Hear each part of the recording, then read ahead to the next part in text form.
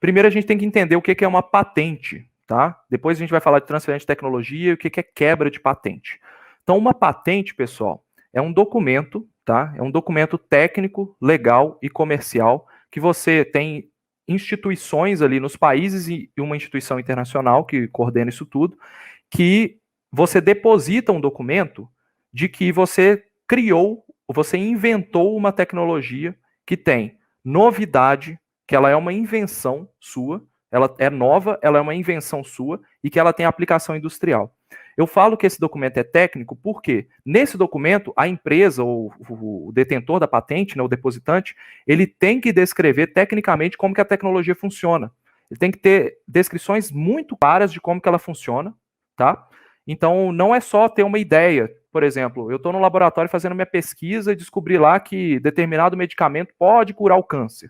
Eu vou lá e registro essa patente. Não existe isso. Você tem que desenvolver a tecnologia, provar o conceito dela, provar que ela funciona, e então você deposita aquilo. Aquilo é um depósito de patente. Então, é um documento técnico. Tá? Ele é legal porque existem mecanismos legais que garantem a exclusividade, caso você deposite isso, isso seja concedido. Então, isso vai ser analisado para ver se realmente é uma tecnologia nova, é uma invenção e ela tem aplicação industrial, eu consigo reproduzir aquilo. Se ela tiver esses três fatores, o órgão do seu país vai conceder essa patente para você, num prazo aí que varia, no Brasil é muito longo. Mas, então é um documento legal por isso. A lei prevê esse tipo de mecanismo para proteger aquilo que você desenvolveu. Aquilo é seu, é uma exclusividade sua, normalmente ali por 20 anos, tá? Isso varia um pouco, dependendo do caso, mas é 20 anos de exclusividade. E ele é um documento comercial, porque ele também, você na patente, você, apesar de você ter que descrever toda a tecnologia, você não precisa, por exemplo, descrever lá que, vamos supor que você desenvolveu, vou simplificar ao máximo aqui, vamos supor que você desenvolveu uma receita de bolo, tá? Então você coloca lá os ingredientes, como faz e tal, mas você não precisa descrever exatamente qual que é a temperatura. Então o que a gente fala normalmente é, vocês sabem que quem cozinha aqui sabe que se abrir o forno enquanto o bolo está lá aumentando de tamanho, você estraga o bolo, ele diminui, né? Então você não precisa escrever que não pode abrir o forno.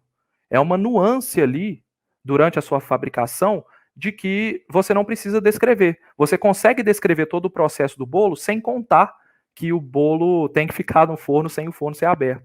Então, no caso de vacinas, por exemplo, ou de medicamentos, o fabricante consegue descrever todo o processo de fabricação ou descrever a fórmula da droga, enfim, do produto, sem colocar as nuances. Então, por exemplo, vamos supor uma vacina da Pfizer, tá?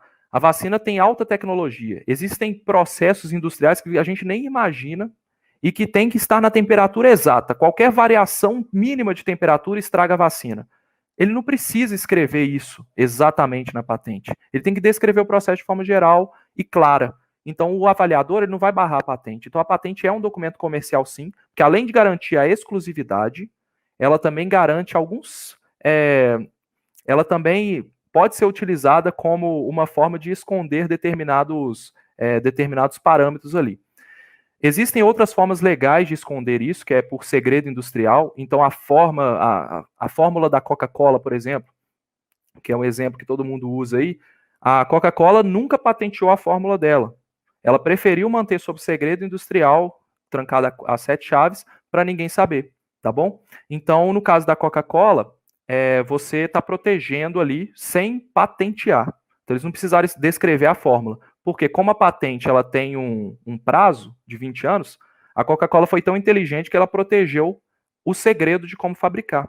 Tá? O caso do Remdesivir também, se eu não me engano, o Remdesivir, ele usou muito dessa de segredo industrial, não tenho certeza se ele tem patente hoje, mas existe muito segredo industrial. Só a empresa que fabrica o Remdesivir que sabe o processo para fabricar ele. Então, eles não divulgaram isso. E na patente, você é obrigado a descrever o processo. Então, tem outras formas de proteger tecnologia sem necessariamente ser com patentes, tá? Mas a patente, então, é isso. É um documento que vai proteger a sua exclusividade de comercializar. Ela gera muito debate porque isso acaba gerando um monopólio, né? Obviamente, vai gerar um monopólio para a empresa que detém patentes. Então, a empresa consegue colocar preços muito altos porque ela sabe que ela não vai ter concorrência durante um período grande de tempo, tá? Então, esses monopólios, eles acabam sendo discutíveis aí do ponto de vista de quem discute modelos econômicos. Será que isso é a melhor opção que a gente tem? Mas no âmbito das ciências farmacêuticas, né, das empresas farmacêuticas, a patente hoje, considerando o modelo econômico que a gente vive, que é o modelo capitalista, elas são o meio mais seguro de uma empresa farmacêutica desenvolver e colocar um medicamento ou vacina no mercado.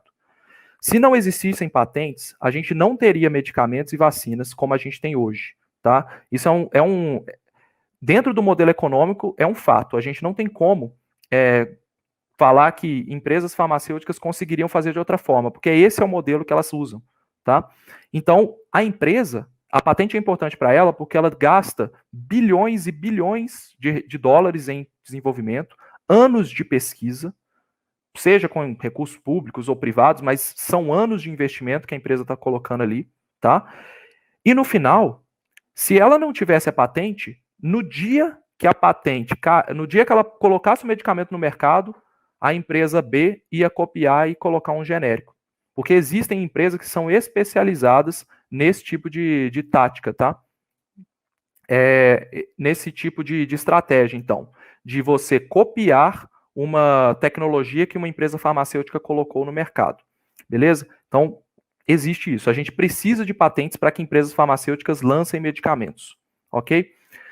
Beleza. O que é transferência de tecnologia? Então, vamos começar aí para o cenário atual.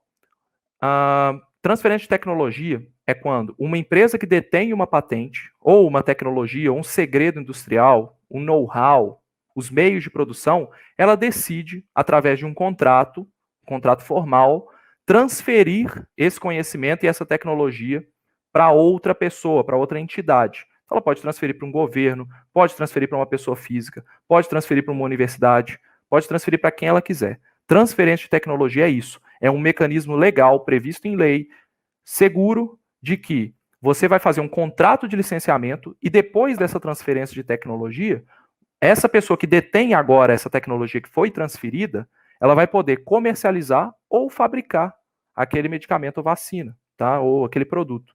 Então, a transferência de tecnologia hoje é um mecanismo muito importante que, inclusive, a Fiocruz está usando para transferir tecnologias, know-how, conhecimento sobre como fabricar a vacina da AstraZeneca. Então, esse mecanismo está sendo usado hoje para que a Fiocruz adapte a sua planta industrial e produza isso. Beleza? Então, é um contrato legal, formal, em que ambas as partes concordam com isso.